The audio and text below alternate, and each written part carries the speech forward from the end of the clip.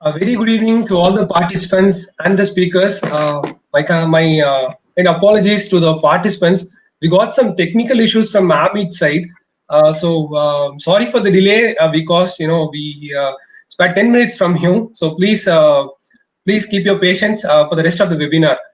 And also I would like to wish a very happy Teachers Day to all the teaching faculties who attended the webinar, who's attending the webinar. Myself, Mohammed Sanofer, Executive Committee Member, BEAM.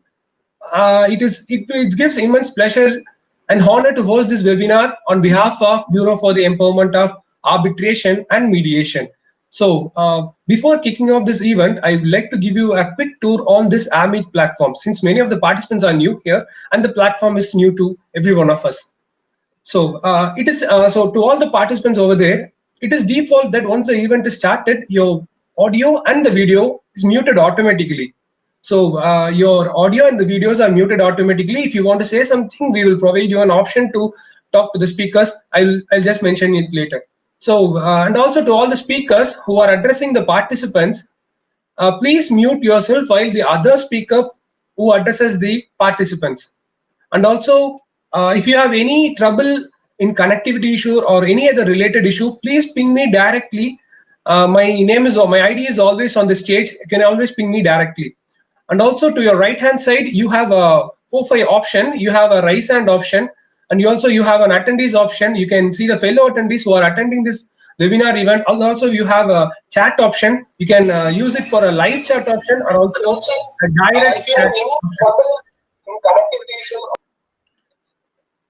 And also you have a direct chat option. And also you have a questions tab. You can post your question during the Q&A session. We will ensure the speakers would shortly answer your question during the Q&A sessions. And also we have a raise hand option button. This option is exclusively available only for the participants who are connected through PC or laptop. So if you want to ask any questions to the speakers, please raise your hand. We will provide you the mic, and also we will bring you over the stage. You can ask them directly. They will answer your questions. So now I would like to invite Ms. Taslima Nazreen, Executive Committee Member, Bureau for the Empowerment of Arbitration and Mediation. Over to you, Taslima.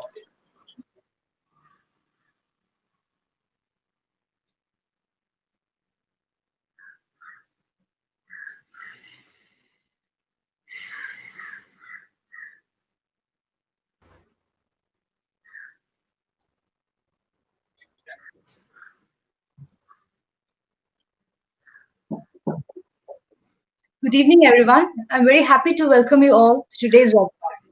If there were no teachers, all other professions would not exist. I would like to wish all the faculties who attend the webinar a very happy Teachers' Day. I feel proud to convey that one of the keynote speakers for today's session is our beloved professor, Mr. Pranav Vishnuarjun. I would like to thank each and everyone for taking time out and being here on this knowledge sharing session. My name is Taslima Nazrin, and I'm part of the managing committee at the Bureau for the Empowerment of Arbitration and Mediation, BEAM. To begin with, I would like to discuss briefly about our organization, BEAM, and its objectives. As we are aware, arbitration is emerging as a very reliable and speedy remedy for the commercial disputes in our country. In the recent past, the Bar Council of India has issued a notification ordering ADR has compulsory subjects in the curriculum.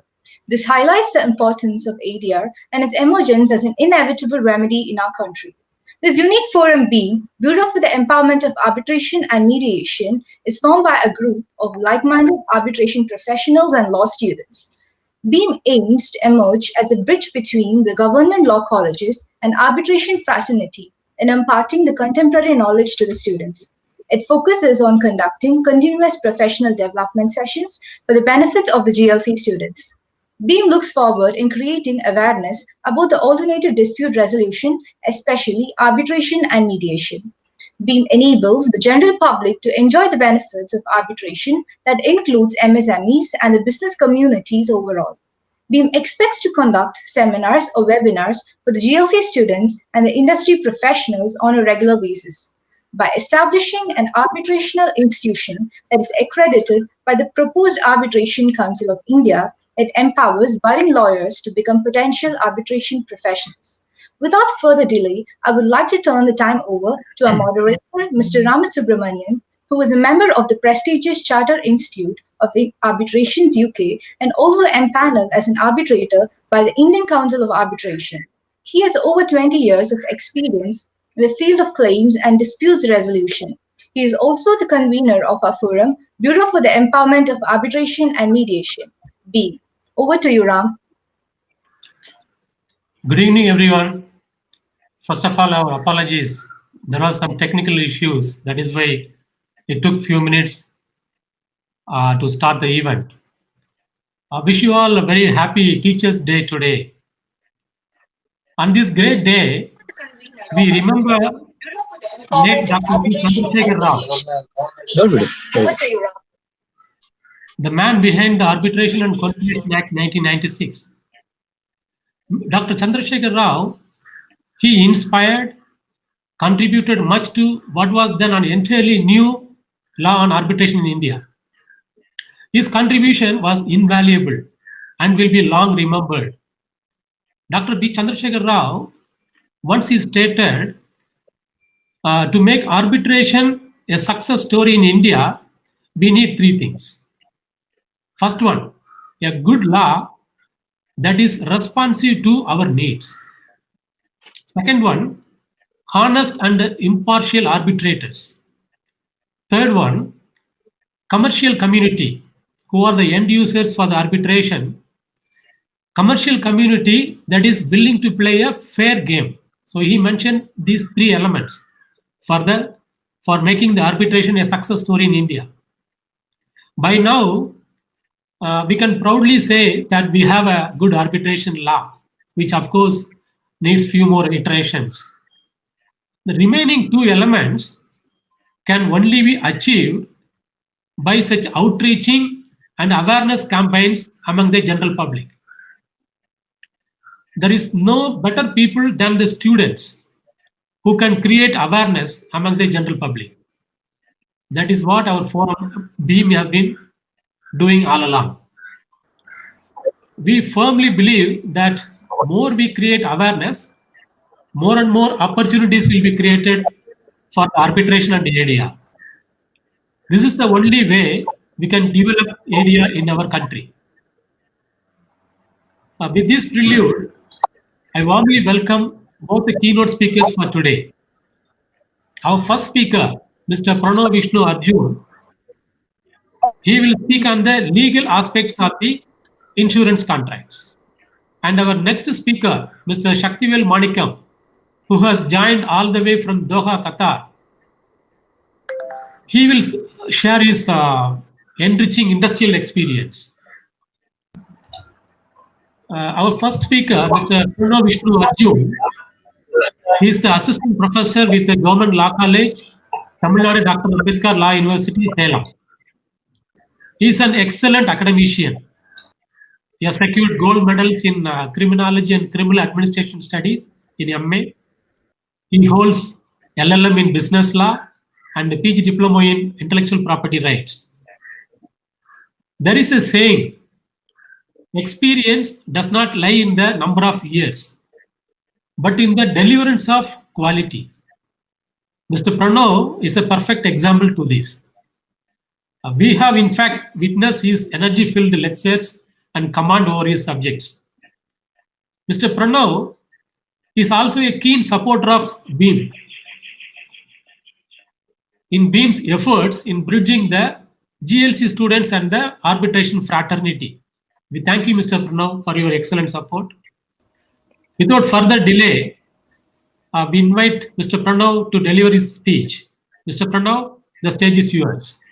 Thank you, sir. Thank you. Thank you, sir. Thanks a lot for your kind words. Good evening to one and all present over here. First of all, I would like to take this opportunity in thanking Ramasubramanian sir for granting me an opportunity to deliver the keynote address for this wonderful webinar.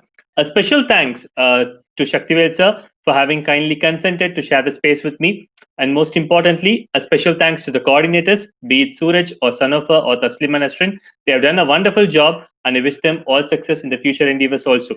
and most importantly, to all the respected dignitaries who were connected through a webinar through AirMeet. So thanks a lot.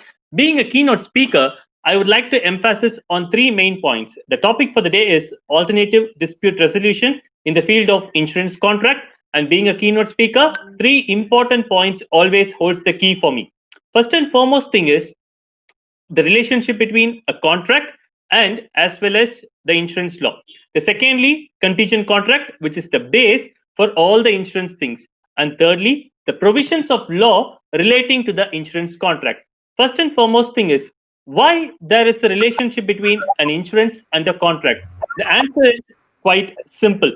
Most importantly, why it should be called as an insurance contract? Can it be called as an insurance agreement or an insurance deed or an insurance document? But it is called as an insurance contract. That itself implies that there is an unhidden relationship between a contract and an insurance. A contract is such a fascinating thing because we all having unknowingly entered into hundreds and hundreds of a contract. Do we need a contract? Exactly. Can't we work a contract out of mutual love and affection or a mutual understanding? The answer is no. Because if we go on to do so without any binding terms, then we'll be doing everything out of our own wishes and whims.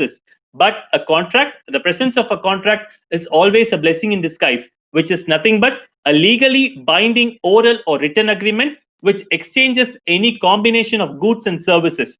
Now, as we already said that there is an unhidden relationship between a contract and an insurance, let me differentiate or demarcate why the insurance is also a contract by elucidating the essentials of a valid contract. The most important essentials of a valid contract are, the first and foremost thing is offer and acceptance. What is an offer? When a person is ready to do anything for you in order to get your consent is called an offer. So it's ready to do anything for you to get your consent. And when you are accepting it, automatically it becomes an acceptance. Apply the same to the insurance contract. We the people always apply to the insurance company to accept a proposal, and the insurance company also accepts a proposal.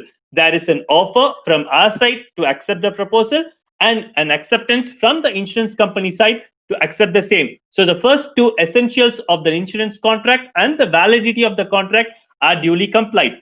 Thirdly, it is regarding the consideration. What is the consideration? It is something in return, that is something an exchange. We don't buy a product out of free. We always give some token of money. The same, that is called a consideration, which can be applied even to the insurance contracts. Same thing by paying a premium, be it a half-yearly or a quarterly or an annual or even a monthly thing. The some premium is paid as a gratitude for the amount which is to be received at the last. So this is the consideration. Fourthly, legality of the object. So the object of the contract should always be legal. That is the basis of all the contracts. Apply to the insurance also. In insurance, for what object we are taking the contract or the insurance? For the benefit of the nominee or for the benefit of the dependents, whom in case of a death, they will be getting the assured amount. So the legality of the object is always there. And the last but not the least, the most important thing is the competence of the parties. So the competence of the parties has always to be looked into. First and the foremost thing is, what is the competence? When is the party said to be a competent? He should not be a minor and he should be of a sound mind. Apply the same to the insurance policies also. We will be always annexing a medical certificate along with the insurance policy to satisfy that we are not a minor and we are a sound person. So thus, all the essentials of a valid contract are automatically complied even with an insurance contract. That is the reason we are saying that insurance is a part of the contract. The next, most importantly, goes with contingent contract. I request Suraj to take a slide number 5, please. So what is called a contingent contract? First and foremost thing is, a contract can be classified into absolute and contingent contract. What is absolute contract? Absolute contract is the one when the promisor performs the contract without any conditions. There won't be any kind of conditions imposed. That is the most important thing. Whereas on the other hand, in a contingent contract, which is also known as conditional contracts, some kind of conditions is always imposed. And those conditions has to be performed first in order to enforce a contract. So contingent contract are also known as conditional contracts. input in a short term, a contract is said to be contingent when its performance is made to depend upon happening of a future event which is collateral to that contract. Now, a query may arise. What is a collateral to the contract? A collateral contract is independent and separate from but related or in addition to the main contract. I'll give an illustration so that you'll be able to get what is a contingent contract briefly. For instance, I am agreeing to sell my house if you agree to pay a sum of 1 lakh. There is an ordinary contract. You are paying 1 lakh and I am ready to sell my house. But whether it is a contingent contract, whether any collateral terms are involved, no. Now I am bringing a stipulation. Say that I am agreeing to sell or I am agreeing to pay a sum of 10 lakhs if a so-called Intercity Express reaches the station at 7 p.m. or at a sharper time. Look, there is a stipulation over here. When I'll be liable to pay a sum of 1 lakh? Only when the so-called train reaches the station.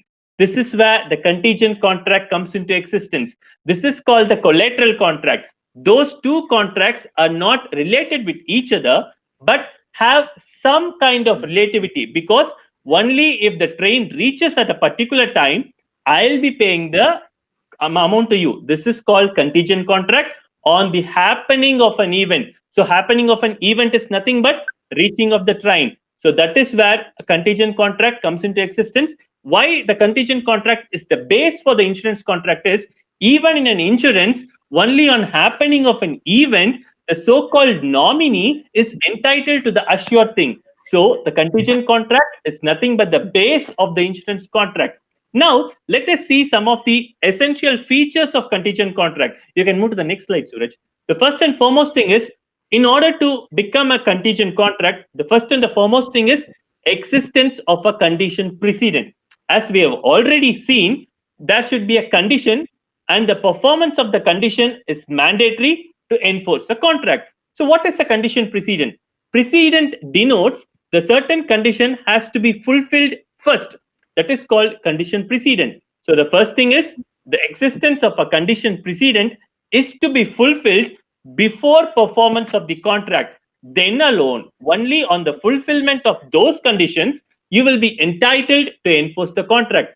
The second thing, the condition must relate to a future event which may happen or may not happen. So the event or the event which we have stipulated, it may happen or may not happen also. And the third one is the event is one which does not form a part of an essential transaction to which the contract relates, but is collateral to it. As we have already seen, it should not be a part of the main contract, but it should be a collateral, a separate, independent thing. As I've already given illustration, train reaching the station is one, a separate entity, and I am paying a sum of amount is a separate entity. But only when it reaches the particular time, I'll be entitled or I'll be liable to pay the amount. Now, we'll be seeing about certain rules when the so-called contingent contract is enforceable.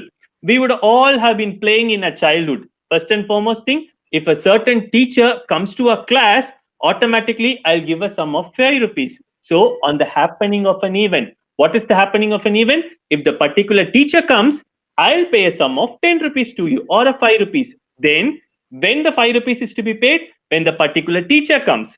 And if the particular teacher is not coming, automatically the contract cannot be enforceable because we are relying on the happening of an event. You can turn to the next slide, slide number 8, Suraj. And the second rule is, if the contingent contract on an event not happening, imagine the same example. You are saying with your friend that if a particular teacher is not coming, then I'll be paying a sum of 5 rupees. Then when the contract is enforceable, if the particular teacher is not coming. What if the particular teacher comes? Then the contract is not enforceable because you are relying on an event not happening. You may arise or you may ask a question. This is more like a bet. A bet is always a void thing. How can you say it is a valid thing?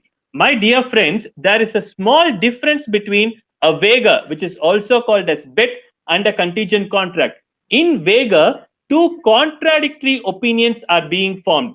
For example, I am entering into a bet with you. Say, if it rains tomorrow, I'll pay a sum of 10 rupees. Whereas if it is not raining, you have to pay a sum of 10 rupees.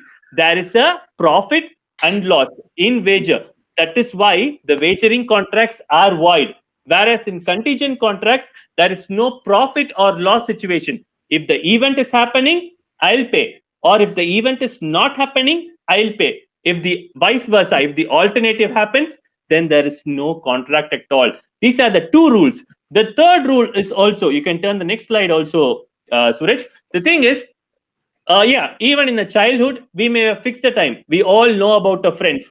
We'll be betting with the friends that, or betting is illegally. Why? So I'm just saying, we are agreeing with the friends that if my friend comes within a particular time, I'll pay the amount. If the friend comes to you, then automatically it is valid. So when it will be enforceable? When the event is happening within a prescribed time. On the other hand, if you are fixing it, if my friend does not comes within the particular time, then I'll pay the amount. It is with relating to the event not happening within the prescribed time. So if the event is not happening also, then you can rely upon. On the other hand, if you are stipulating is against it. So for example, if you are stipulating with your friend that if you build castles in the air, I'll pay a sum of thing. It is not at all possible. So the contracts with your friend for an impossible event will not be taken into consideration. Now, we will be having an idea of how the contingent contract is always linked with the insurance contract. Now, take slide number 14, Suraj. We'll be getting a clear idea. Now, I'll be demarcating why insurance contracts and contingent contracts are one and the same. We may define insurance as a contract between two parties whereby one party called the insurer undertakes in exchange for a fixed sum called premium to the other party called an insured. As we all know, insurance always revolves around three parties: insurer, insured, and nominee, who will be coming at the last. Okay, so what will the insurer do? Is undertaking to pay a certain sum on paying a premium. When the nominee will be entitled to claim the amount, if the insured dies. That is the thing.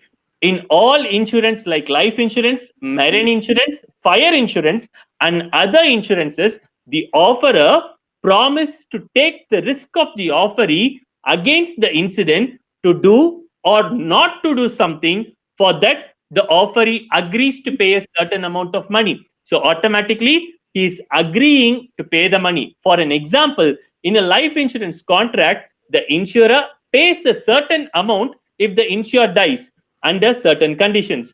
The insurer is not called into action until the event of the death of the insured happens. Similar to our contingent contract, only when an event happens, we are liable to enforce the contract. In the same way, only if something has happened to the insured, automatically the insurer comes into existence and the nominee will be claiming all the benefit. That is the reason contingent contracts are the base for the insurance contract, because without the existence of a contingent contract, an insurance cannot be formed. It is because of the stipulations enshrined in the insurance contract and with the contingent contract on a happening of a event which may happen or may not happen. Now, we'll move on with the importance of arbitration in the insurance contract. The need for the arbitration, as we have already said, arbitration is on the rise. In all the existence, arbitration holds a key part in settling the disputes. One such thing is one of the courtroom genius, you already know who is Nani Palkiwala is. Nani Palkiwala, once while arguing before Chief Justice Gajendra, has said that if I were appointed to a dictator of a country, I would definitely impose a law-making international arbitration practice compulsory. See how much effect the arbitration is holding to. The reason for such a statement by Nani Palkiwala was arbitration would help to transform a character towards less confrontation and more consensus, less litigations. Because in an arbitration, there won't be much of a litigation. Always there would be certain consent. So the consent meeting of minds would always be there in an arbitration. That is the reason even a famous person like Nani Palkiwala always stresses upon arbitration. Now, we are involving arbitration in the insurance contract. Why in an insurance contract, arbitration plays a key? because certain standard insurance contract, which are nothing but yes or no contracts, where the terms and conditions would be filled already, you have to just assign. You can't argue anymore other than that. The standard contracts have a clause that if the claim was exaggerated, the insurers would be entitled to deny the claim as fraudulent. So if the claim is more, the insurers would be automatically, what they will be doing, they will be dislodging or they will be denying your claim. This is where the arbitrators will be holding an important position, because the IRDA, which is nothing but Insurance Regulatory Development Authority, is directing the insurers to incorporate an arbitration clause which will help the innocent insured to get the money. So, my learned friends, the arbitration is playing an important role even in the insured contracts. And in order to become a successful arbitrator or a successful person in the insurance contract, a knowledge about the existing provisions is mandatory, because unless and until we have mastered the art of provisions or any other things, then alone we can succeed. Now we look into the important insurance laws of India. They are nothing but the first and the foremost. Suraj, I request you to take slide number 19, please. Now the foremost thing is, the first important act with regard to insurance was Insurance Act of 1938, which was the first legislation governing all the forms of insurance to provide strict state control over the insurance business. And the most important act, that is nothing but Life Insurance Corporation Act, was legislated on Jan 19th, 1956, by which life insurance in India was completely nationalized, and around 245 insurance companies operating then in the country were merged into one entity called Life Insurance Corporation of India. And moreover, the General Business Insurance of 1972 was also enacted to nationalize about 100 general insurance companies and subsequently merging into 4 companies, that is National Insurance, New India Insurance, Oriental Insurance, and United India Insurance. That is the impact of General Insurance Business Act of 1972. Next, the most important thing with regard to the entry of private things.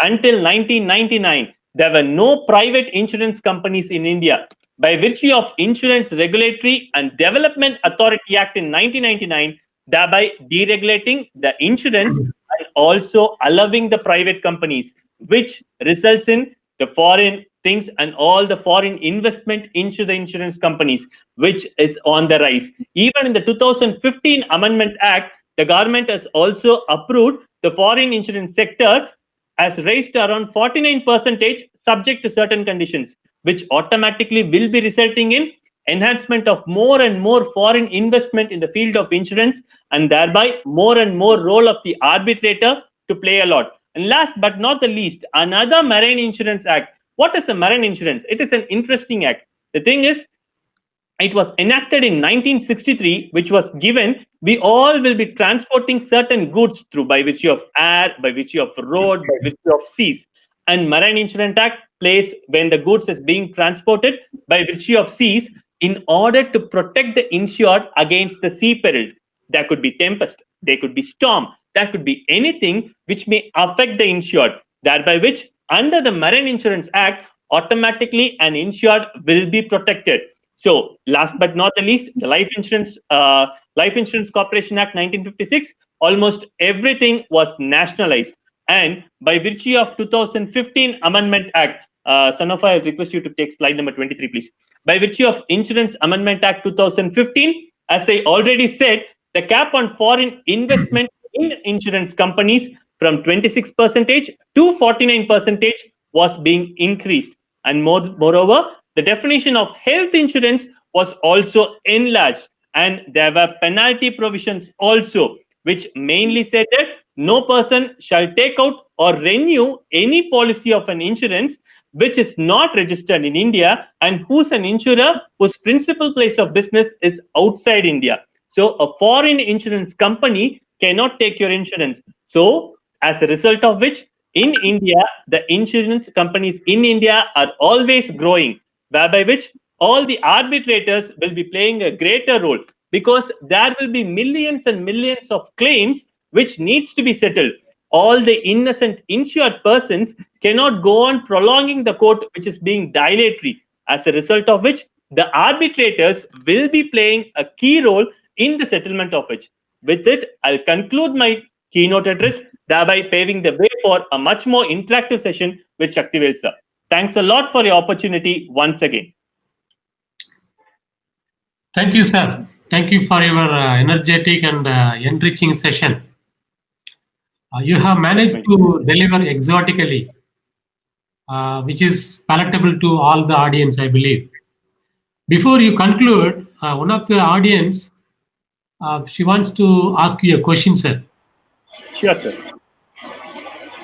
Sir, am I audible, sir? Yes, sir, you are audible. Yes, ma'am, you are audible.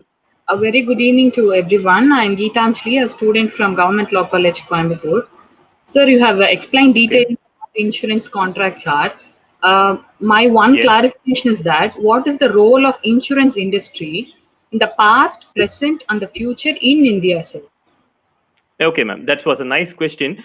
Tracing back to the history of insurance, even in 1818, where the Oriental Life Insurance Company was started by a person called Anita Bhavsar in Kolkata. So the insurance was traced back to even in 1818, but it was during the pre-independence era where the foreigners were given more concentration. And later on, in the Indian Life Assurance Companies Act 1912, it was the first statute to regulate the life insurance business within India. And moreover, as you said, what is the role of the insurance companies? As of 2019, Life Insurance Corporation of India has a total life fund of around 28.3 trillion. And moreover, the total value of sold policies in the year 2018 and 19 is around 21.4 million. Life Insurance Corporation has further settled around 26 million claims in 2018 and 2019. It has around 290 million policy holders. And moreover, as we already discussed, by virtue of an amendment in 2015, we are around expecting a growth of 12 to 15%. And moreover, we'll be also expecting around 8 billion of additional capital by virtue of an increase from 26 to 49%. So the role of the insurance sector is always on the rise. At present, we have 52 registered insurance companies, including 24 engaged in the life insurance. So the role is to be exactly pointed out is it is always on the rise and it is always improving for a better equipment of all you. Thank you, sir. Thank you, sir. Thank you, sir. Thank you, sir. Thank you for your insightful reply. Thank you, sir. Now, let's move on to our next speaker, Mr. Shaktivel Manikam, who was joined from Doha, Qatar. Mr. Shaktivel has over 3 decades of experience in the Middle East with some iconic projects in Dubai and Doha. In fact, I had an opportunity to associate with him in Doha in a multi-million dollar urban development program. Mr. Shaktivel is a perfectionist. If he drafts a claim letter or contract document, then there is no need for further iterations there. He is such an excellent draftsman of commercial and contractual documents. Mr. Shaktivel is a civil engineer by profession, and he has countless number of qualifications. He holds an MBA in real estate management from College of Estate Management, UK, LLM in International Commercial Arbitration from Robert Gordon University. He is a member of Royal Institute of Chartered Surveyors, UK. He is a member of Chartered Institute of Arbitrators, UK also. It goes on endlessly. Continuous professional development is his hallmark. He is an avid fitness enthusiast also and a long distance runner. Without further delay, I invite Mr. Shaktivel to commence his presentation. Mr. Shaktivel, with your permission, we want to conduct this session as an interactive one instead of a monologue. The reason being, this subject, it needs more of interaction to add lively session. So with your permission, can we have it as an interactive session, Mr. Shaktivel? Yeah, thank you, Mr. Ramasubramanian, for your great and Nice introduction. And yeah, it is at your discretion. Yeah, I have no objection to do that. All right. Okay. Yeah. Thank you very much for all attendees. And good afternoon to all right, ladies and gentlemen. Yeah. So already there are quite a few people, they have raised some questions. I see.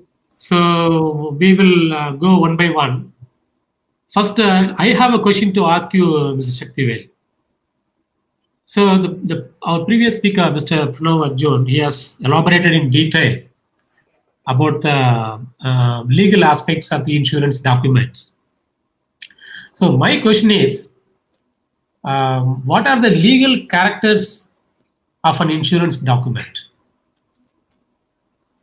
Yeah, it's a good question. Yeah, we have got enough insight from Mr. Pranav, but I can give you some briefly. I can take you some information about your question.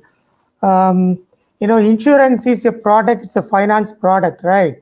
So the legal characteristics of insurance is there are two things involved. The first one is duty of disclosure. I've seen a message from somebody asking the same question really in the text box. So there are two things I can explain to you briefly. The first one is duty of disclosure, which is one of the fundamental principles to all insurance contract. So when you enter into an insurance contract with an insurer, it is your obligation to disclose all material facts to the insurer. You can't hide some information and try to reach an insurance agreement with an insurer. So your obligation is it is not only your obligation, it is obligation to both parties. The parties are obliged to disclose the material facts to the insurer. For instance, if I am an insured, I'm obliged to give the material facts to insurer in order for him to make a decision to reach to enter into a contract, right? So in the event if you fail to disclose some material fact, which might find at later stage of the contract, then the insurance policy may become void. In reality, the insurer may also have an opportunity to decline your claims. So these may happen. So the other thing is, insurable interest. This is one of the another characteristics of insurance contract.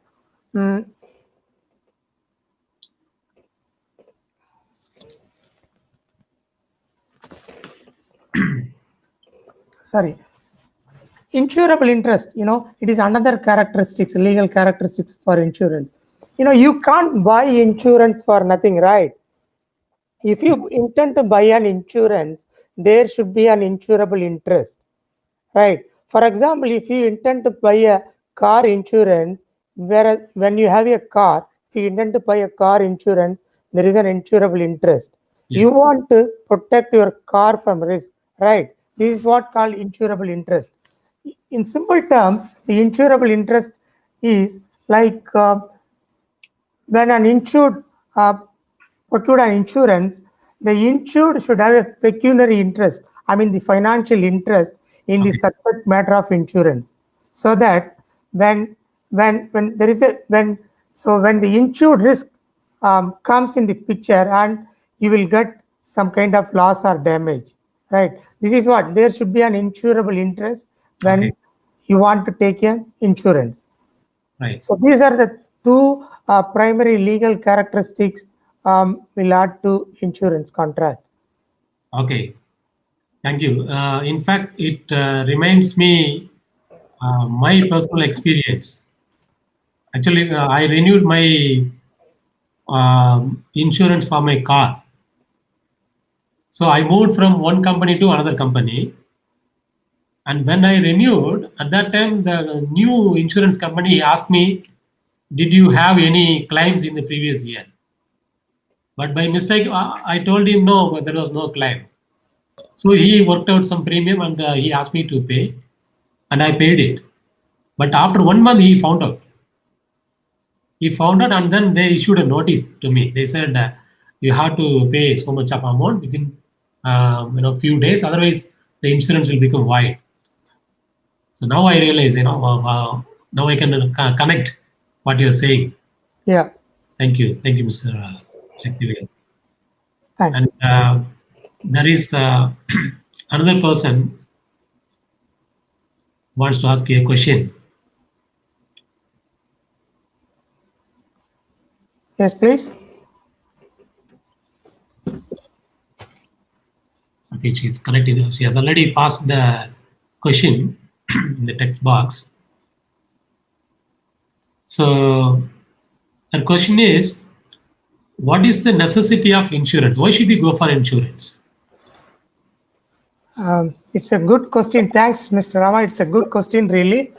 It is, in fact, indeed the fundamental theme of our today's session. Why the insurance is necessary? Yeah, it's a good question, really. Yeah. Basically, insurance is a finance-related product, right? So, insurance has been designed in such a way to provide financial support and to reduce uncertainties to the individuals and the businesses they face during their life cycle. So, insurance provides a backbone to the business owners and individuals to undertake their risk. In a nutshell, I can say insurance is an ideal risk mitigation mechanism to undertake the risk, so that mitigation mechanism against some events which may put individuals in a distress situation and businesses. So insurance is necessary to undertake risk. I can give a small simple example. Usually we are doing that. When you go for medical insurance, you are buying an insurance, right? If you are able to buy a medical insurance at reasonable price from the market, then you are able to secure the financial security from ever growing medical inflation, right? Every year you are getting inflation in medical bills. Yes. Annually, industry sources said 15% medical inflation annually. So you are secure, right? The another one is, I can, since I'm from construction industry, I can give another example. Suppose assume it, an employer intended to make a development in heart of the city. If I set heart of the city, you can assume that what level of complexities the employer need to face, right? The development is not easy, right? So you need to deal with a lot of uncertainties, risk, and the third-party stakeholders, and many issues, and the financial lenders, many people involved in construction development. So if an employer decided to do a development in a city center, there are a lot of risk and uncertainties. So the employer primary obligation, requirements, is to effectively deal with those risks, right? Yes. If the employer failed to deal with those risks, he will be failed. If he failed, it may lead to other consequences like insolvency, bankruptcy, and ultimately the project may get failed. Right. So the clever employer, what he will do, he will try to transfer those risks to another party. This is what insurance take a role. Right. Now, there is a successful strategy that a risk should always be managed by a person who is best suited for that. Right. So insurance are the one who are capable to calculate and price a risk, and not the employer, right? So this is what the necessity arises. So insurance are the one capable to undertake those risks. Okay. I hope I give enough clarifications to you. Yes. Actually, in continuation to your previous reply, there is a small question from Mr. Partha Sen. So his question is, if somebody did not make any disclosure, can the insurance company deny the claim? Yeah, of course. I believe it gives potential opportunity to the insurer to deny the claims. Okay. Because it is one of the fundamental principle of all the insurance contract that Right. parties are required to disclose the material fact. Material fact means not I need insurance from you. I Okay. need insurance for some period. These are not the material fact. You Okay. know, suppose for instance, I'm doing a business. Yes. I may be appointed some people who may be, are legally furnished in the past. Okay. So I need to disclose. These are the information material fact, So Right. when I hide this information and Okay. come to know the insurer at a later stage, surely there are opportunities for insurer to decline the claims. Right. Thank you. Thank Perfect answer. And there is another participant. She is waiting to ask you a question. Good evening, sir. you. I'm Sumaya of Government Law College, Coimbatore. My question is, please can you explain to us the different types of insurances? Yes, yeah, it's a good question. Yeah, I think Pranav has explained the type of insurances in the past, but I can give some more information about these. I think the insurance industry mainly offers two type of major insurances. One is indemnity insurance, the other one is non-indemnity insurance. So we need to understand the difference between these two type of insurances, right? Because indemnity insurance are the one which provide indemnity to the insured. I mean to say, what I'm trying to say, indemnity insurances provide compensation in terms of actual losses, whereas the non-indemnity insurances which give a fixed sum compensation, like when you buy a life insurance, there will be a fixed sum compensation agreed by the insurer, right? This is what the insurer will pay upon occurring some events, whereas in indemnity insurances, the insurer will consider paying to you only the actual losses, right? These are the key differences between these two type of insurances. But if you go in detail, like indemnity insurance, what all are the indemnity insurances covered? Like as earlier Pranav said, marine insurances, there are fire insurances, motor insurances, professional indemnity insurances, error and omission insurances. There are many type of indemnity insurances available in the market. For non-indemnity insurances, I believe only the life insurance and the personal related accident insurances, those kind of insurances. If you, I can give some more example from construction industry really, because construction industry, the indemnity insurances are predominantly taking a risk undertaking roles. There are because why? Because construction industry is largely complex. There are many parties involved in the developments, and for instance, the employer will have his own team, contractor will have his own team, and there may be a lot of stakeholders involved in it. So indemnity insurance are taking a greater role in construction industry. There are some major indemnity insurances like contractors all risk insurance and third party liabilities insurances and the professional indemnity insurances, then inherent defect liability insurances. So there are many insurances and the industry is using. The contract all risk insurance is the one,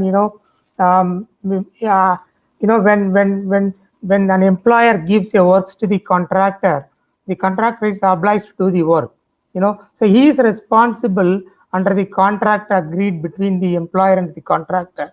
He is obliged to protect the works. If at all any loss or damage occur to the works, then he need to insure. This is what the contract all risk insurance takes place.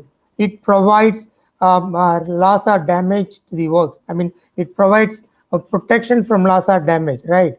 Suppose there are designers involved in it, there are materials involved in it, there are workmanship involved in it. So the risk comes from all these sides, should be undertaken by a insurance. This is what car insurance takes role. The other one is third party liability insurances.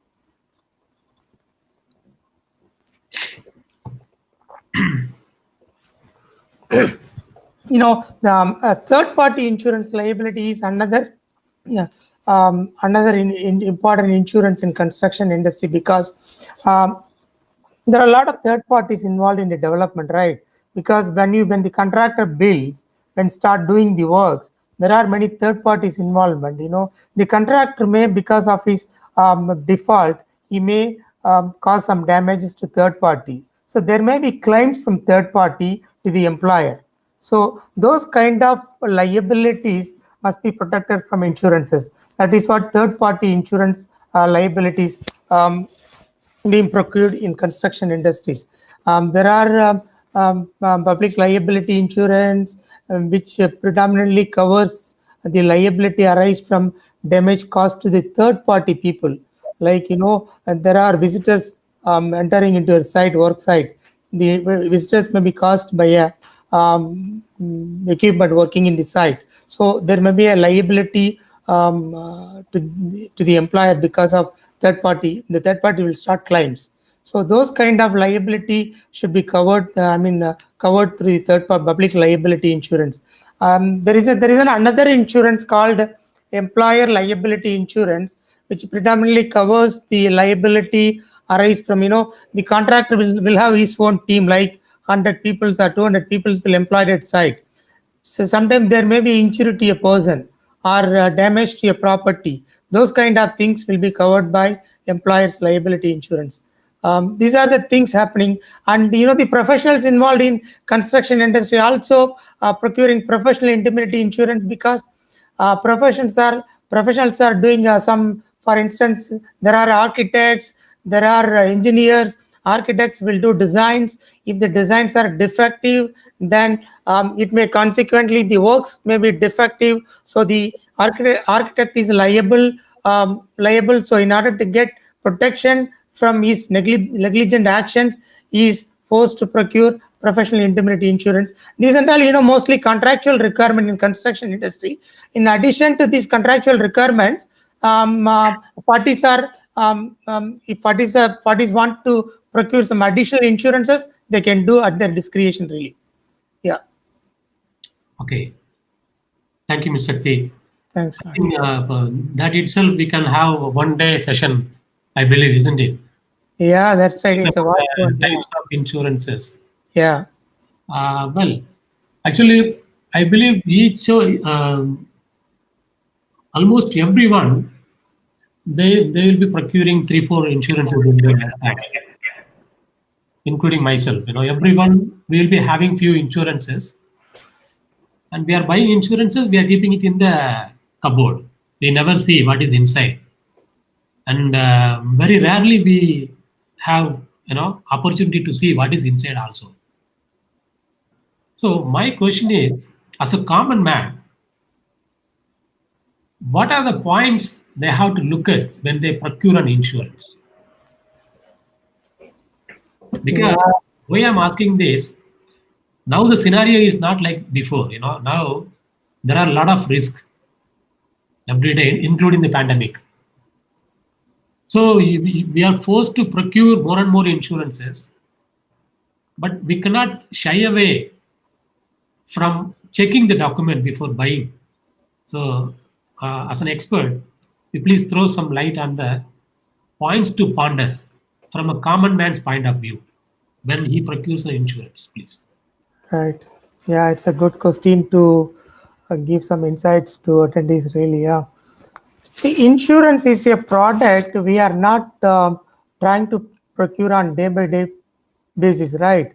Insurance, insurance normally people are trying to procure when there is a requirement, right? So when the requirement arises, the people will approach an insurer. Okay, I need to procure an insurance. Then what is the obligation of the party who intend to take insurance? He must give a clear information to the insurer. Okay, I am doing a professional design practice. So these are the things I'm involving. My practice involves, these are the aspects. So I'm expecting this kind of risk may happen at later. So which may affect my financial strength. So I wanted to have an insurance to cover this kind of risk. So So the important what I'm trying to say is the insured, when he tries to procure an insurance, he must explain to the requirement. He must explain his requirement to the insurer very clearly. So, okay, once the requirement is done, normally the requirements are being communicated to the insurer through a proposal form. As soon as when you approach an insurer, he will supply a proposal form, I believe. Then the form should be built by the insured. So you need to fill all your requirements, risk, everything to the insurer in order for him to calculate those risks and price for it, right? So Okay. once you get a document, there are certain things we need to be very vigilant, because insurance is a sector which is unfamiliar to us. We are not dealing with them on a day-to-day basis. Correct. Okay, we are procuring an insurance to protect certain risks. It may happen, it may not happen, right? So as soon as you receive a proposal document from insurer, certain things need to be taken care. I can give some examples, right? So Okay. you're given some information to insurer. Okay, these are the risks I need to protect. So when the insurer proposes his policy document, there will be definitions for those risks. Okay. Those definitions need to be carefully read, whether your requirements are completely covered within the definitions. Okay. Okay, because insurer is the capable, I mean the professional people in undertaking the risk. They know how to make a definition for your risk. Sorry to interrupt you. Yes, please. Actually, as a common man, how can he go through these definitions and all? Yeah, that's right. Yeah, Yeah. it's a good question. Yeah, I can't give you a clear answer for it, but the answer what I can say is, again, we need to approach some experts, in this field. Okay. It is not necessary to immediately go to a law office to get legal opinion for it. Right.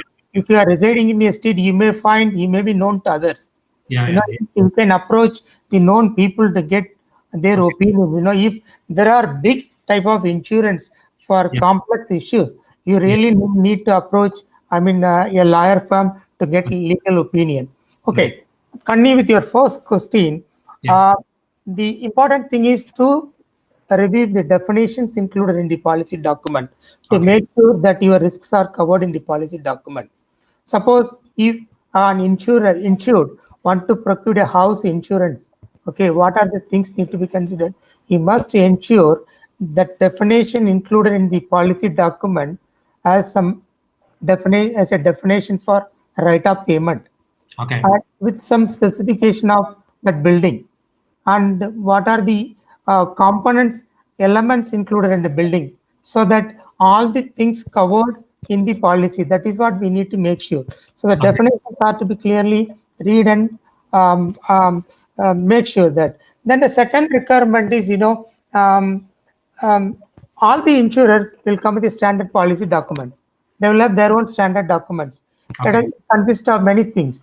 So there may be some exclusion provisions. Yeah. So as soon as when the insurer sees your requirements, he may put some exclusions. So those exclusions, you need to be very careful. Okay. Okay, if at all something excluded, which you really expect may happen to you at later stage, then you will be in trouble. So the exclusion provisions need to be taken care. Then the other one is, extent of cover.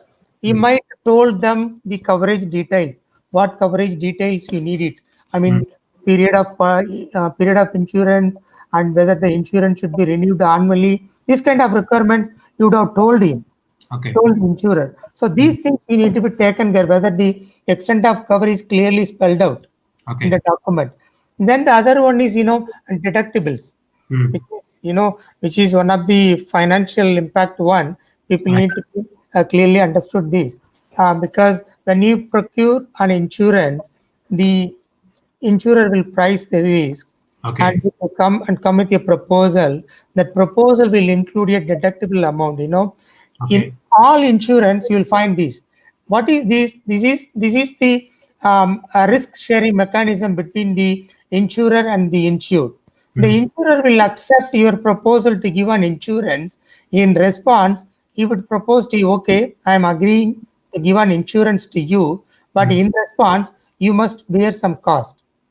Okay, there is an insurance of 500 million US dollars we finalize. So each and every occurrence of some damages, you need to bear some of the risk, financial risk, or $10,000 or $20,000. These things will be included in the policy document. So as a common man, you know, this is the money goes from the common man pocket. Correct. Okay, right. And the common man put a claim to the insurer will ready to settle the money less the deductible amount. Okay, so that cost will go to the common man pocket. So that provision need to be very clearly checked, whether it is affordable or not, or something negotiation is required, those things to be done. And then there is another legal doctrine, legal principle, subrogation provision. Okay. Which is, you know, predominantly used in construction industry. I mean, not used in construction industry. Construction industry are opposing. I mean, the employer are predominantly opposing to keep this provision in the insurance contract. What is this? You know, it's a principle, you know, which gives the insurer to exercise some of insured rights.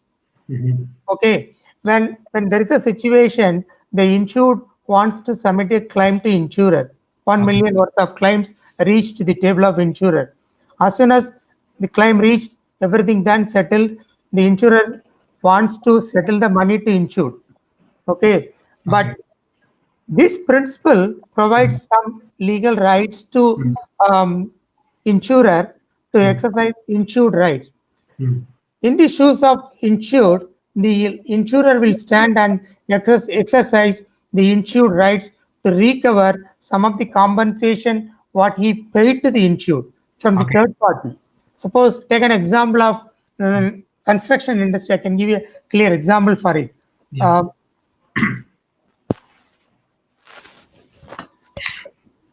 Sorry for it. Suppose a contractor builds some metro station. Okay. Based on the design supplied by the designer who belongs to the employer. Okay. Okay. So the employer designer made some negligent design.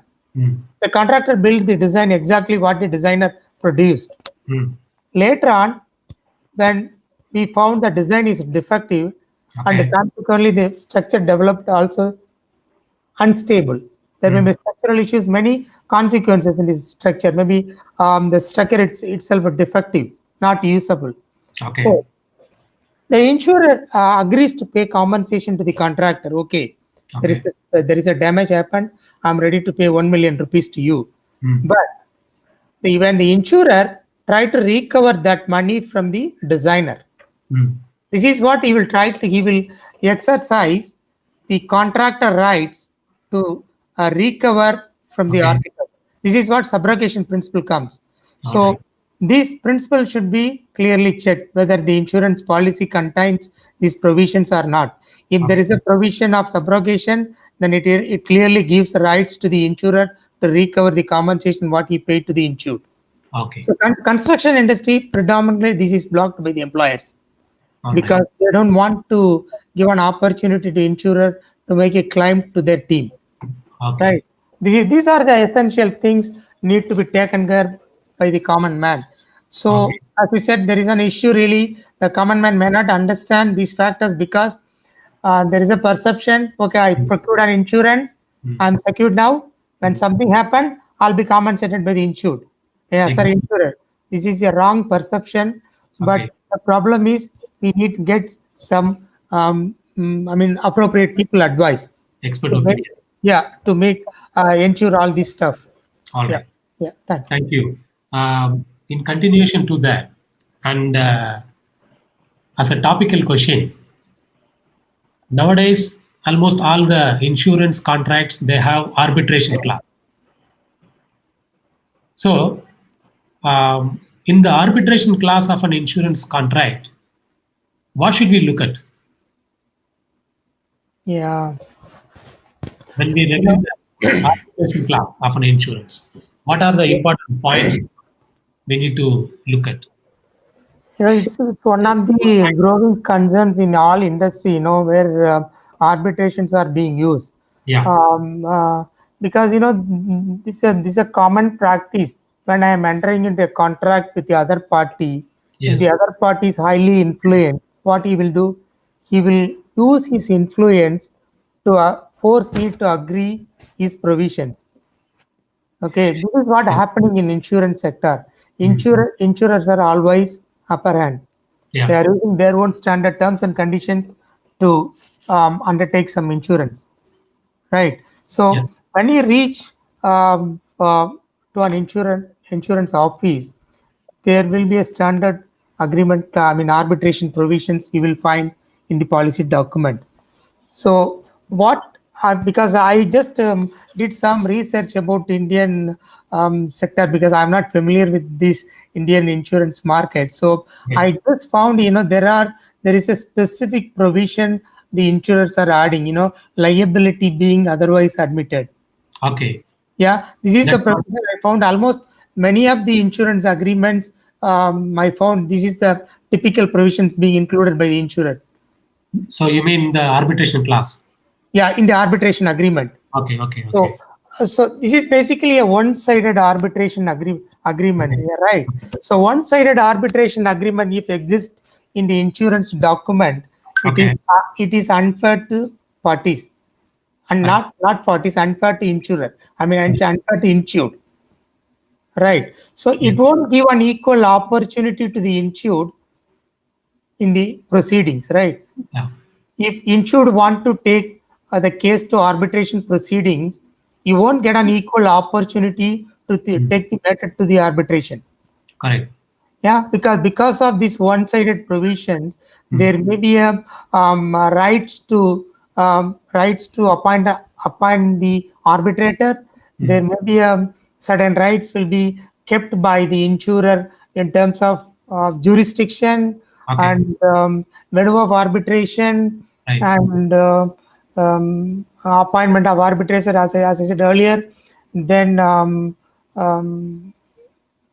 seat of arbitration. There are many things, he may decide. The arbitration agreement already kept in the document will decide everything. Okay. It is not favored to the insured. It may only favor to the insurer. So if at all one-sided agreement is in the arbitration agreement is in the insurance contract, then it will surely make a problem to the insured. When there is a dispute, is in a situation that dispute to be resolved through arbitration, then there will be a complex situation really, how to proceed. So I found some cases in India really. There are 2 cases I found about this one-sided arbitration agreement. In one of the case, I found that the arbitration agreement, the courts will interpret the arbitration agreement what is written in the contract.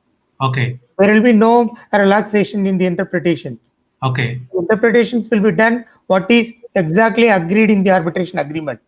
So if there is a one-sided agreement, if it doesn't allow the insured to take the matter to arbitration, then it is a problem to the insured. Okay. In insurance contract, normally there are 2 kind of liabilities. One is accepting the breach by the insurer. Okay, there is a damage. Okay, there is a damage caused. Then there is a liability to the insurer. So he must accept the liability.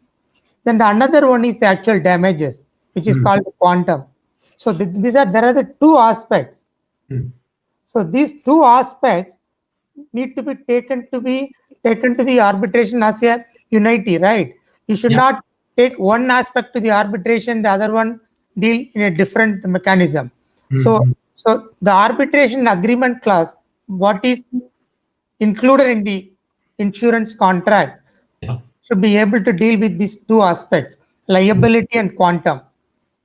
Okay, so the insurer expectation is to link the liability with the quantum. Okay, if you don't establish that I'm liable for your damage, I don't pay the compensation to you. This is the concept. A concept.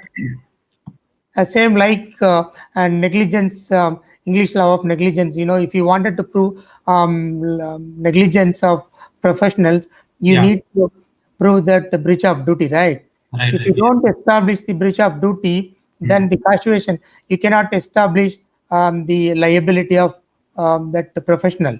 The same way, the insurers are trying to establish the liability before taking the quantum claims for settlement. So the one-sided arbitration agreement should be clearly avoided. So parties have to be very careful.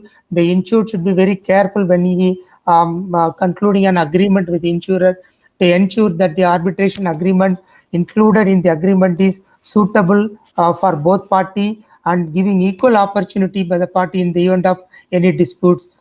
These are the things need to be taken care. That's what.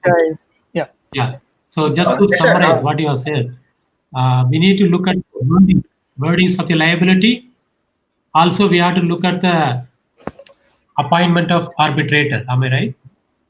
Yeah. Right. Yeah, because the provision may deal with many stuff. As I said, it may give limitations to. It may only allow you to take the quantum claims to arbitration, and the liability will be residing somewhere else. But the same kind, they may also keep the appointment of arbitrators.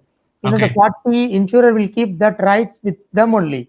In the event of any dispute, the insurer are only. The insurer will have only. The insurer will have only. The insurer are only able to appoint the appointed. That kind of rights will be retained in the agreement. So these kind of rights should be waived. It's a one-sided rights. Yeah. So the agreement should be symmetrical, not asymmetrical. Correct. Okay. Yeah. Thank you. You mentioned about a couple of case laws. So maybe later on you can share that by email. Yeah, the case law which I said was, I think, Oriental Insurance Company versus Nerbaram Power and Steel. I think I'm pronouncing rightly or wrongly. I'm not sure. These are the NPSL, I believe. The claimant is NPSL versus, Oriental versus NPSL. The other arbitration case, which the appointment of arbitrators, which you said is I think you have noted that Perkins-Eastman case, right? Yeah, that is the latest case law. Yeah, Perkins-Eastman case. There only I found this issue really. So in that case, the Supreme Court has said that if someone is not eligible to sit as an arbitrator, they are not eligible to appoint an arbitrator. Right. Okay. Thank you. Clearly restriction given to them. Okay. Thank you for the detailed reply, Mr. Shakti. And another person is waiting for you to ask a question. Hello, sir. Sir, I have a question, sir. Yes, sir. Sir, I have a question to Mr. Saktivel, sir. Sir, how to make any claims in an insurance, sir? Okay. It's a good question. Yeah. Claims in insurance is a tedious job, because if you take an example of construction industry, the industry, for a project, for example, take an example of a project. Project is based on some contract between the employer and contractor. So these two parties are governed by a contract, which is a main contract. Whereas the contractor is procuring lot of indemnity insurances, which is a different contract between the insurer and the contractor. Right. So the insurance policy will provide a definition to cover the risk what you agreed with the insurer.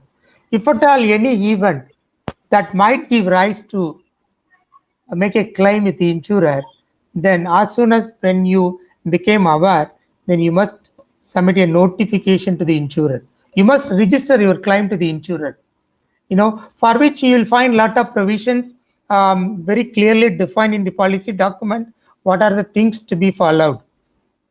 Okay. As soon as you became aware of the event which might give rise to the claim, you must notify the insurer. Then as soon as the notification can be, you need to follow the notifications in accordance with the insurance policy document. The notification which I said, it not necessarily be in writing only. You can still use emails if at all specified in the policy document. There are other mode of communications. You can use it in accordance with the policy document. Even you can use WhatsApp if at all available, agreed in the policy document. So you have to go through the policy document, the terms and condition to proceed with your claim. Okay, so as soon as you submit the notification to the insurer, if the insurer is a big company, they will have, I'm sure they will have their own in-house team to manage the claims. Sometimes small insurers you will find in the market, they may not have their own in-house staff. In such situation, they may appoint a loss adjuster from the market. As soon as they receive notification, in any case, they will send a representative to the affected area. If it is in a construction site, they will send a representative to the site where the damage has happened. So you will get a notification. As soon as you send a notification to the insurer, you will get a proper response from the insurer. Sorry, I forgot to tell you one thing. The notification, simply you can't write to the insurer in a 2-line sentence. There is a damage happened, please come and do the inspection. No. As soon as damages happen, you must give some level of information to the insurer. You must briefly give the extent of damages occurred. There may be a power stations you are building. There may be a huge damages to the station. There may be a pipelines you are building. There may be a damages to the pipelines. So you must give the extent of damages which you found to the insurer, which should be part of your notification. Okay, so as soon as the insurer receive, they will send the representative to the site. So there will be a time fixed. The insurer representative will visit to the site. They will inspect the site. They will inspect the assessed damages. Then there may be some details to be recorded, registered, everything done. Then the representative will go back to the office. Then it is your obligation to do the remedial works. You can't simply sit as a contractor. You can't simply sit. Okay, I'm notified to the insurer. Then I'm just waiting for the compensation. No, this is not only the the entitlement you have. You are also having an obligation to do the remedial works. Also, the remedial work should be done in a proper way because you have got a main contract with the employer. You can't simply do some remedial works to make your claim with the insurer because you can't make yourself to make a plan to go for some further claims with the insurer. So the insurer will make sure that you are doing a proper remedial works, right? It is your primary obligation. Primary, your means the contractor obligation. So it is one of the prerequisite by the insurer to retain his liability for the damage also. If you fail to do the remedial work for the period specified in the policy document, the obligation of insurance may be discharged. Okay, so you have to be very careful in this context. The other one is the notification. Notification also, you will find some timelines in the contract. You have to respect the timeline to notify the insurer. You need not have to wait till end of the last day of the period given in the contract. You must notify. The best strategy is to notify the insurer as much as possible, as much as you can do that, because insurer need to do many stuff to pursue your claim. So this is the things. So once everything done, then the detailed submission of claim should be prepared. This is what the documentation comes in the picture, because insurance, when you give notification, okay, they came to site, they inspected, they did every service and the assessment done, but the documentation, witness is the important thing. So you need to provide some level of document which shows to the insurer, which confirms to the insurer that you did something prior to the damage, and after the damage, this is what you reached. So these level of these two kind of scenarios, you must clearly provide backup documents for insurer to make his own assessment in a proper way. This is what you can success in insurance claims. So insurance claims mainly based on witnesses and documentations and proper notifications and proper submission of claims and properly fulfilling the obligations what you have under the insurance contract. I hope I've given some clarifications. Correct. It is a very what do you call general subject, isn't it? We can take for a whole day also. Yeah, Okay. Fine. So actually, one of the participants he has raised a question in the chat box. His question is, his name is Mr. Pinto from LNT. So he has asked a question. They are doing a tunneling. And during the tunneling, they have faced some unforeseen ground condition. Whether this can be claimed in the insurance. Let me read the question again. Can an unforeseeable underground physical event encountering while tunneling be claimed under insurance contract? It was asked by Mr. Rohan Pinto, Contracts Manager, L&T. I can't give you a certain answer for this question. The question, the answer will be dependent on the contract. Okay. There may be a main contract agreed between the parties. Okay. So we need to carefully read the contractual provisions. What are the risks exempted from the main contract? Okay. If at all the underground risk, what is said, are exempted, then you can take those risks to the insurer. Okay. If at all those risks still remain with the employer, then you need to deal with those risks contractually. Right. So you need to carefully read your contractual document to take a decision on it. Right. So it will not come under damage, but it is unforeseen circumstance, isn't it? So it will be kind of contractual claim, not an insurance claim. Am I right? Can you read the question again, please? Yeah. What is asking? Can an unforeseeable underground physical event encountered while tunneling be claimed under insurance contract? I think he meant contractor's all risk policy. Yeah, largely this kind of risk covered in contractor all risk insurance policies. Really? Unforeseeable ground conditions, I don't think, because unforeseeable ground conditions, when you dig a hole, you may find, the contract may give some information to the contractor, the project area is a rocky soil or sandy soil. Correct. This kind of definition you would have got when you entered into a contract with the employer. But unforeseeable ground conditions, which is completely different to the condition what you foreseen when you enter into a contract with the employer. Exactly. Yeah. So again, it is dependent on the contractual provision. If the risk is covered within the contract, we can still deal with the employer. If not covered within the contract,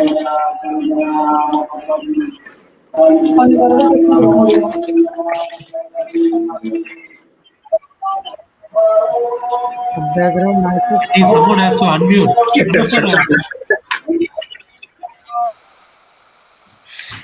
Yeah. Yes, please. There is some background noise. Sorry. Hello. Yeah, please proceed. Yeah. Please. So the noise continues, really. Yeah. No, now it's fine, I think. That's what, so we need to be careful about with this requirement. I'm thinking that this can be dealt with contractually. If not, we can go to insurer. And if the risks are insurable, then surely the insurer will undertake this risk. And if not insurable, they may ask a high premium. So, this kind of risk, familiar to the market also. Suppose it should not be very new to the insurer. This kind of risk should be familiar to the insurer and prevailing in the industry. Then he will price it, isn't it? Yeah, because insurer should be capable to price for it also. Like take an example of COVID situation. The insurers are not able to price this kind of challenges. Correct. Yes. Yeah. Exactly. So that is what we need to deal with this. All right. Thank you. Yeah. One more participant is waiting to ask you a question for a long time.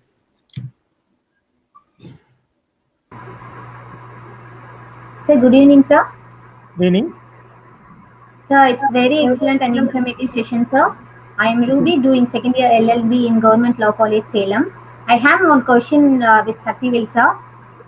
Yes, please. So can I ask? Yes, please. As a student, what are the pathways to find opportunities in the insurance sector, sir? It's a good question. Yeah. This question is asked by Ruby Nagarajan, Government Law College, Salem. Thank you so much. You see, I'm from construction industry. You know, I've been in the construction industry more than 25 years. See, since you are a law professional, law student, you are going to be a law professional very soon. So, insurance industry, you know, one thing we must clearly understand: insurance industry is ever growing industry, right? So, because we are facing a lot of challenges, like for instance, the ongoing challenges are COVID-19, which give a lot of pressure to businesses, individuals to change their strategies, business strategies. Now we are dealing with these CPD sessions through virtual mode, right? So it changed completely the industry. So these kind of challenges gives great pressure to insurance industry, you know, because insurance industry facing a lot of legal challenges. When something newly happening in the industry, they need to introduce a product to the industry, right? If COVID-19 is happening, ongoing situation, then there should be a product, because there are a lot of queries from publics to the insurers. Okay, what is the insurance product available to cover this kind of risk? So the insurer is trying to develop products day by day. So when there is a product coming into the market, then there may be a challenges, right? There may be legal challenges. So in such situations, insurers are really required skilled legal professionals, right? They need to enhance their team with the skilled legal people, right? That is what you can find a lot of opportunities within the insurance sector. And then essentially, you know, insurance sector is based on claim-made basis. Like there are many claims, as Pranav said, the billions of claims falling in the insurance sector. So there are professionals needed to deal with these claims and disputes. And as we said, insurances are growing. I mean, arbitrations are growing to deal with the insurance disputes. You see, there are a lot of demand for law professionals. So you will find surely different level of categories, like I can say claims manager, claim analyst, and underwriter, and legal counsels. You will find variety of requirement from insurance industry. It is not only from insurance industry. You know, if you take a construction industry as an example, insurance requirements are predominant. So there are people needed to deal with the insurance requirement. There are legal people requirement comes here. So there is a legal counsel should be there. So construction industry also offers a lot of legal requirement for legal professionals. So you will find numerous opportunities from insurance industry as well as construction industry, and are all associated industries dealing with insurances. Sure, I'm sure about this. That's what, yeah. Okay, thank you. So, in a nutshell, for the budding lawyers to enter into the insurance industry, I think they should acquire specified knowledge. Am I right? Specified knowledge which is related to the insurance. They have to, I think, do some courses which is specifically related to the insurance. And as Mr. Pranav sir explained in detail, various laws are there, so they have to acquire knowledge about those laws. Then I think they will easily find a place, isn't it? That's right. Yeah. Because as Pranav explained, there are different type of laws dealing with different type of insurances. You know, yes. there is an absolute contract, the contingent contract. This is what the insurance contract. He explained energetically. So there are different type of laws. Laws prevailing in the industry. So as a law student, they can make them. A specialization, and that's what I'm trying to say. Suppose there is a marine insurance, So you can specialize yourself by doing some course related to marine insurances, right? There may be professional bodies dealing with the insurance sectors. You need to do some research and then find the courses relevant to you where you are really interested to put your career, the profession, so that you can pursue your career with your interest, Yeah. Okay, thank you. And I think now we have already ran out of time. So one last question before we wind up the session. As an expert with the contractual claims and insurances, in an insurance, where we will find predominantly the disputes? Yes. Dispute area. Yeah. Which needs dispute resolution. Yeah. It's basically, again, there is a scope, right? Okay. You are trying to buy a car from a car manufacturer, then there is a scope, right? It's a standard document. It's a standard manufacturing process they are following. But again, the dispute comes in the insurance contract is mainly in the scope coverage, right? Because when there is an insurance contract, there is a scope agreed between the insured and the insurer. Yes. There are definitions, there are risks undertaken by the insurer. Yeah. So there may be, these are the areas, potential disputes may arise at later stage. Because when the insured pursue a claim to the insurer on the basis that this damage falls within my scope coverage, the insurer not necessarily to accept these claims. He may dispute it. No, this claim is not falling within the scope coverage what is agreed in the policy document. Right. Okay. Yeah, this is the predominant area, potential area where we find disputes. The another area is, assume there is a dispute happens. The insurer is the one trying to take an example of professional indemnity insurance. Okay. There may be a claim from a third party to the professional. So as soon as the claim comes to the professional, he need to coordinate with the insurer. So once the insurer receives the claim notification, he will take a lead role. So he is the one going to spend money to defend the claim. Right? Comes from the third party. So there are costs involved in the claims defense. There may be an area of a dispute in this aspect. Once a claim is done, everything done, then the allocation of claim cost may give a dispute to the parties. Right. Professional. Maybe they're sharing the cost. There may be a dispute. Right. Yeah, that's what. So the main area is scope coverage. Scope coverage. Okay. Yeah. Right. Thank you so much. Thanks. I think you have given some unique experience to the participants from your skill sets. I'm sure it will be of highly useful to them. And also, we are requesting the participants, if you have any questions, you're always, you can write to us. We will get replied from the Mr. Shaktivel. Yeah, sure. Yeah. It doesn't end here. We know it is a very vast subject, and it is a very, very essential area for any business or any construction projects, or even for the life insurance also.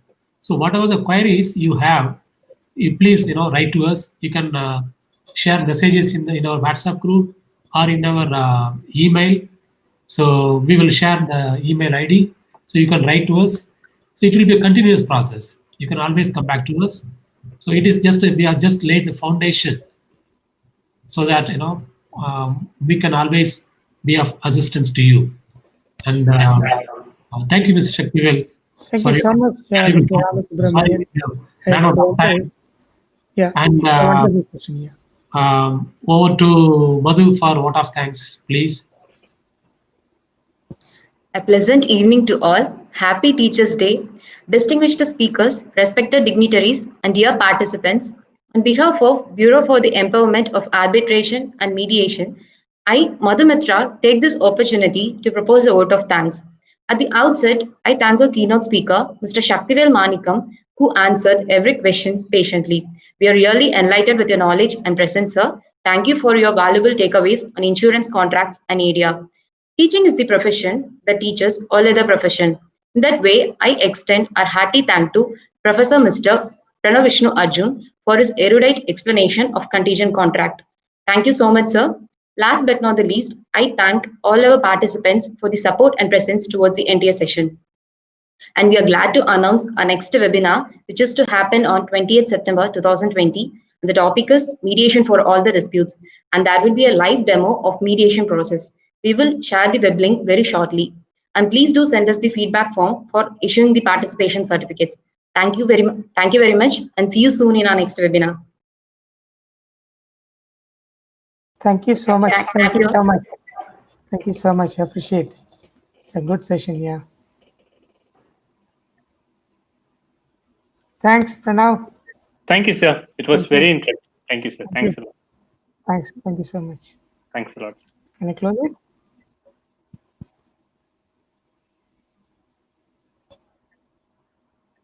Can I exit?